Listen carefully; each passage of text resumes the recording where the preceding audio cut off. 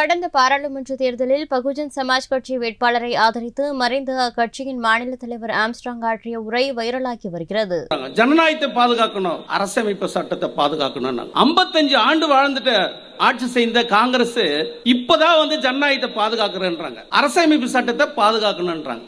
இது ஒரு வேடிக்கையா இருக்குது. நீங்க பாக்குற இந்தியா கூட்டணியில கேரளால ராகுல் காந்தி போட்டிடுறாரு, அதை எதிர்த்து கம்யூனிஸ்ட் போட்டிடுது. தமிழ்நாட்டில் பார்க்குற 4 தொகுதி கம்யூனிஸ்டுக்கு போட்டிடுது. எந்த தலைவரை, அந்த கட்சியோட தலைவரை எதிர்த்து போட்டிடுற அதே காங்கிரஸ் 4 கம்யூனிஸ்ட் கட்சிக்கு ஆதரவு திரட்டின்னு கூட்டணி பேர்ல மக்கள் கிட்ட போறாங்க. இதெல்லாம் ஒரு வேடிக்கையான விஷயமா இருக்கு. இன்னைக்கு எல்லா கட்சியும் பார்க்கிறோம். என்டிஏ கூட்டணி நரேந்திர மோடி பாரத பிரதமர் வரும்போது ஒரு 10 கொடி இருக்குது ஒரு வாகனத்துல, அவருடைய வாகன பிரச்சாரம். ராகுல் காந்தி வராரு, 10 கொடி இருக்குது. அந்த கொடியெல்லாம் பார்க்கும்போது கூட்டணி என்ற பேர்ல அந்த கொடியெல்லாம் வந்துங்கன்னு நாட்டை ஃபுல்லா ஜனநாயகத்தை உருவாக்குவோம், வறுமையை ஒழிப்போம், ஜாதியை ஒழிப்போம், பொருளாதாரத்தை மேம்படுத்தணும். இன்னைக்கு இந்தியா முழுக்க எந்த கொடி இல்லாத ஒரே கொடி பாபா சாஹேப் அம்பேத்கர் கொடியை கொண்டு இந்தியா முழுக்க போகுதுன்னா அது பகுஜன் சமாஜ் கட்சி தான்.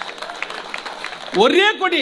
நம்மளுடைய வாகன பிரச்சாரத்தில் பாருங்க, 39 வேட்பாளர், பாண்டிச்சேரி உட்பட 40 வேட்பாளர் போறாங்க. ஏதாவது வாகனத்தில் ஒரு கொடி இருக்குதா? ஏதாவது இருக்கா? ஒரே கொடி. என்ன கொடி? நீலக்கொடி, யானை சின்னத்தை போட்டுன்னு போற ஒரே கட்சி எதிரானா நம்ம ஒண்டிதான். அதனால இந்த கட்சியில நம்ம போட்டிடுறது பெருமையான விஷயம், கௌரவமான விஷயம், தன்மானமான விஷயம், சுயமரியாதையான விஷயம். ஆகையால் நிறைய பேர் அறிவுஜீவியா இருக்கக்கூடிய, அரசியல் இருக்கக்கூடிய, அறிவுஜீவியா இருக்கக்கூடிய நிறைய பேர் பார்க்கிறோம். ஏன் கூட்டணி சேரல?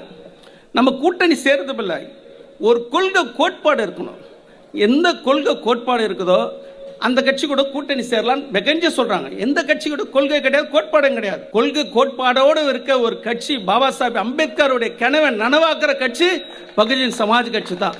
அந்த கட்சியில போட்டியிடுற வேட்பாளர்களை ஆதரித்து வந்திருக்கக்கூடிய ஆகாஷ் ஆனந்த் அவர்களுக்கு என் மனமார்ந்த நன்றியை தெரிவிச்சுக்கிறேன்.